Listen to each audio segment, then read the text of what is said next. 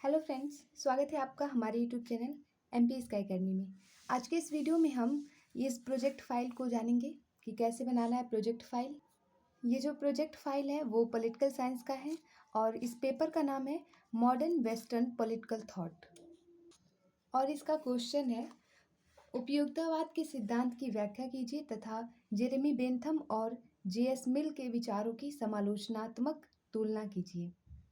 तो इस प्रश्न का उत्तर लिखना है। सबसे पहले आपको प्रस्तावना लिखना होता है। प्रस्तावना में लिखना है, उपयोगितावाद यूटिलिटेरियनिज्म एक ऐसा नीति शास्त्रीय सिद्धांत है जो क्रियाओं के परिणामों पर ध्यान केंद्रित करता है। यानी कि ये रिजल्ट जो आता है, जो परिणाम है, उस पर ये ध्यान केंद्रित करता है। जो भी क्रिया हो रहा है उसका जो परिणाम होगा उस पर केंद्रित करता है। इसके अनुसार सही कार्य वही है जो अधिकतम लोगों के लिए अधिकतम सुख या कल्याण, greatest happiness of the greatest number उत्पन्न करे।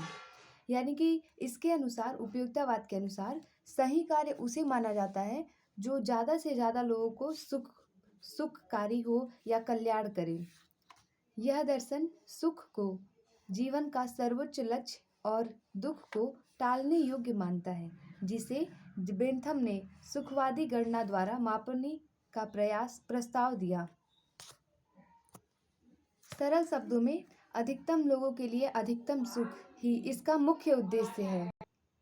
अब इसके बाद से हम नेक्स्ट हेडिंग डालेंगे, उपयोगितावाद के सिद्धांत। इसमें हम बताएंगे इसकी मूल अवधारणा क्या है।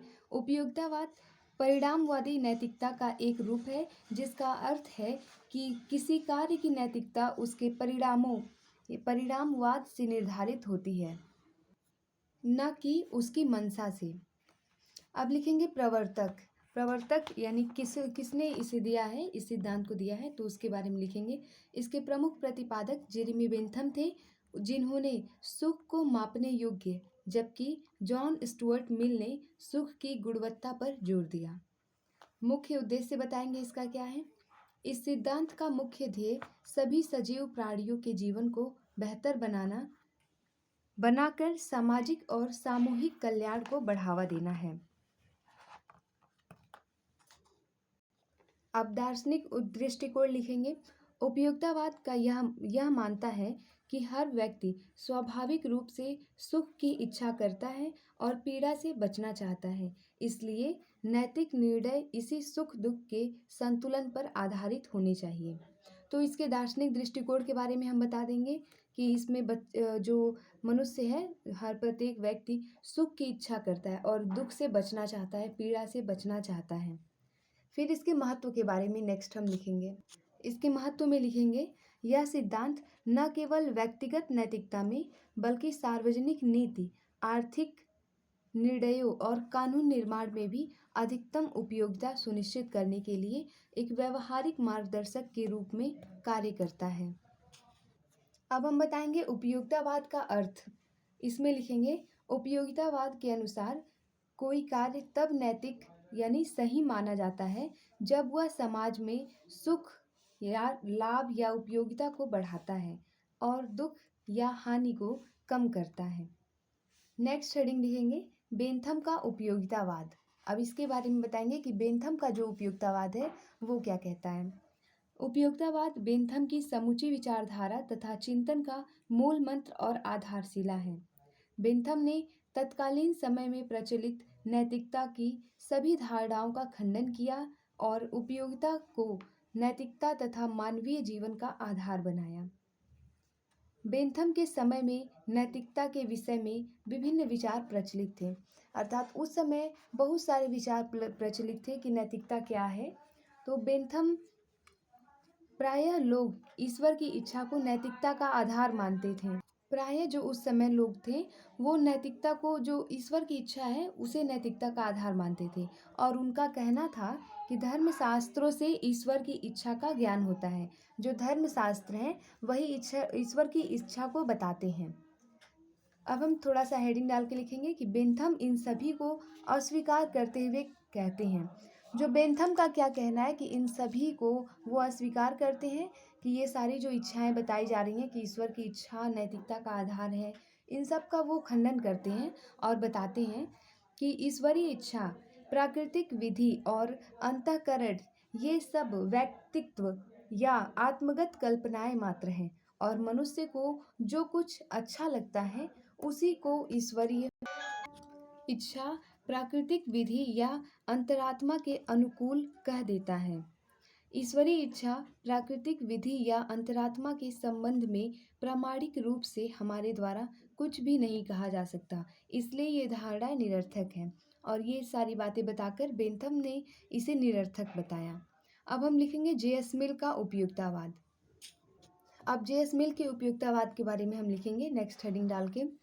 बेंथम के द्वारा सुख दुख को मानव जीवन का सबसे प्रमुख प्रत्यक्ष लक्ष्य माना गया था।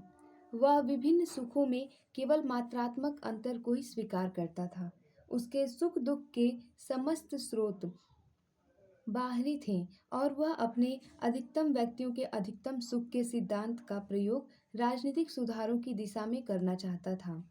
जो बेंथम थे वो मात्रात्मक अंतर देखते थे, लेकिन मिल अपने ही सुख को मानव जीवन का सीधा लक्ष्य बनाने के बजाय किसी आदर्शवादी लक्ष्य को अपनाने का समर्थक है। और जो मिल है वो व्यक्तिगत जीवन के लक्ष्य को ना लेकर के वो एक आदर्शवादी लक्ष्य को लेते हैं।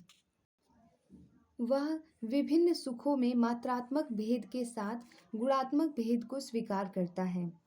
मिल के समय में उपयोगितावाद को केवल भौतिक सुखवाद का दर्शन मानकर कार्लाइल जैसे अनेक विद्वान उस पर तीव्र प्रहार करने लगे थे।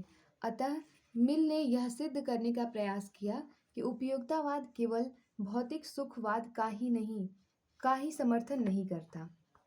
अब हम नेक्स्ट हेडिंग में लिखेंगे जेरेमी बेंथम के विचार। अब जेरेमी बेंथम के विचार के बारे में लिखेंगे। इसमें लिखेंगे हम जेरेमी बेंथम के उपयोगितावाद का प्रवर्तक माना जाता है। पहला हेडिंग लिखेंगे अधिकतम सुख का सिद्धांत। अब जेरेमी बेंथम के जो भी विचार रहे उपयोगितावाद के बारे में वो सारा हम लिखेंगे। बेंथम के अनुसार वह कार्य सही है जो अधिकतम लोगों को अधिकतम सुख प्रदान करे। दूसरा, सुख गणना। वो सुख की गणना के लिए बताते हैं कि बेंथम ने सुख और दुख को मापने के लिए 7 आधार बताए। पहला, तीव्रता, अवधि, निश्चितता, निकटता, शुद्धता, उत्पादकता, सीमा। ये सारे आधार बताए हैं उन्होंने सुख की गणना के लिए।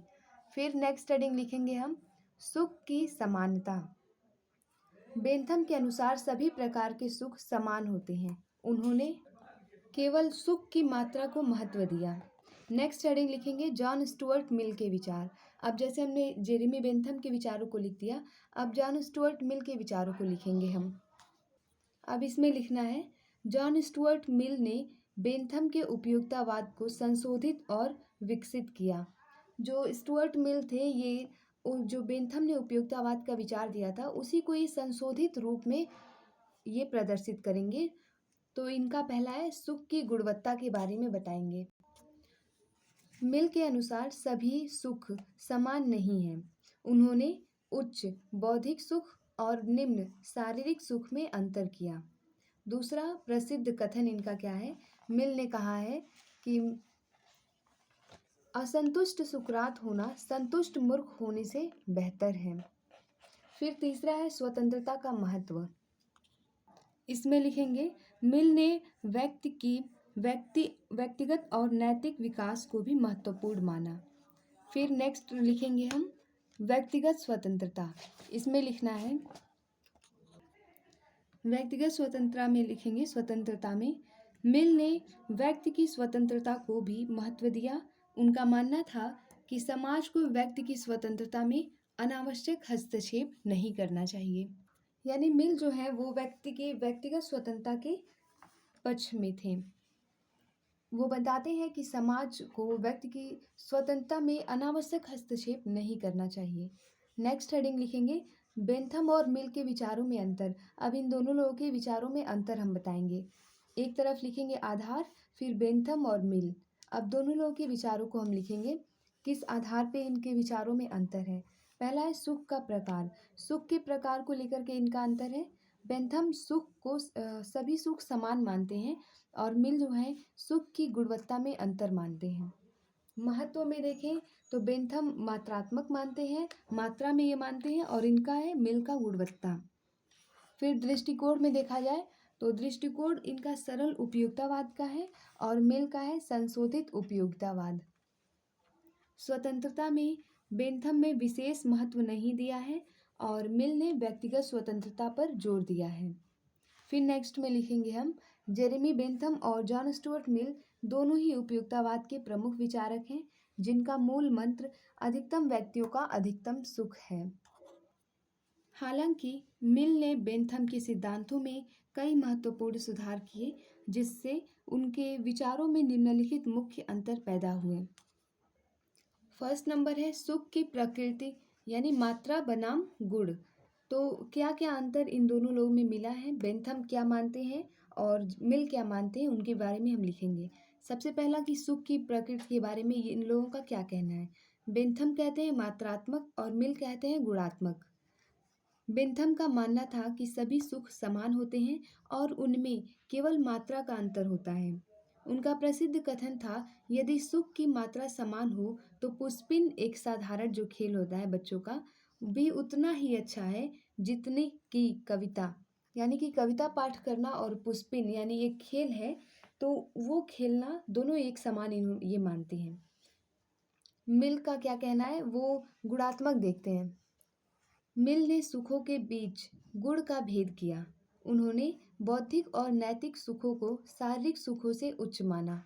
वो नैतिक सुख के बारे में बताते हैं कि वो नैतिक सुख को शारीरिक सुख से ज़्यादा बेहतर मानते हैं। अब मिल का जो कोटेशन है वो हम लिखेंगे कि उनका क्या मानना था। एक असंतुष्ट सुकरात होना एक संतुष्ट मूर्ख होने से बेहतर है।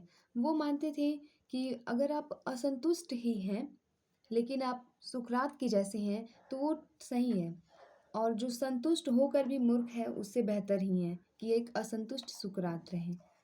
दूसरा है व्यक्ति और समाज। इसके बारे में हम बताएंगे कि व्यक्ति और समाज के बारे में इनका क्या कहना है। इसमें लिखेंगे हम बेंथम का कहना है, उनके लिए समाज केवल व्यक्तियों का समूह था और वे व्यक्तिगत स्वार्थ को अधिक महत्व देते थे।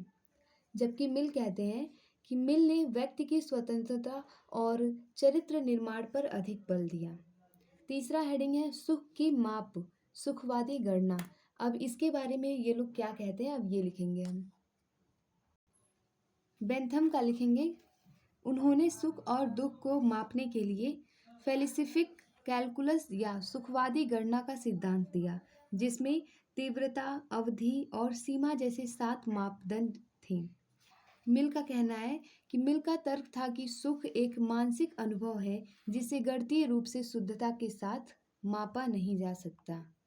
इसके बाद हम उपयुक्ततावाद की आलोचना लिखेंगे। अब उपयुक्ततावाद की आलोचना लिखेंगे हम कि इनकी आलोचना भी की गई है किस आधार पर। पहला है सुख को मापना कठिन है। सुख को मापना कठिन है, इस पर आधार पर आलोचना की गई है। दूसरा, सुख की गुणवत्ता तय करना कठिन है और सुख की जो गुणवत्ता है उसको भी तय करना कठिन है। तीसरा, बहुसंख्यक का सुख कभी कभी अल्पसंख्यकों के अधिकारों का हनन कर सकता है। अधिकतर लोगों का सुख है तो हो सकता है कि वो अल्पसंख्यकों के अधिकारों का हनन करे। चौथा है, यह सिद्धांत कभी कभी न्याय और नैतिक कर्तव्य की उपेक्षा कर देता है। अंत में हम निष्कर्ष लिखते हैं, तो निष्कर्ष में हम लिखेंगे, उपयोगितावाद नैतिक दर्शन का एक प्रभावशाली सिद्धांत है। बेंथम ने इसका मूल आधार प्रस्तुत किया जबकि मिल ने इसमें सुधार करके सुख की गुणवत्ता और व्यक्तिगत स्वतंत्रता को महत्व दिया। आलोचनाओं के बावजूद यह सिद्धांत आज भी सामाजिक नीति और नैतिक निर्णयों में महत्वपूर्ण माना जाता है। इसकी जो उपयोगितावाद है इसकी आलोचना हुई है, फिर भी इतनी आलोचना के बाद भी यह सामाजिक नीति और नैतिक निर्णयों में महत्वपूर्ण माना जाता है। धन्यवाद।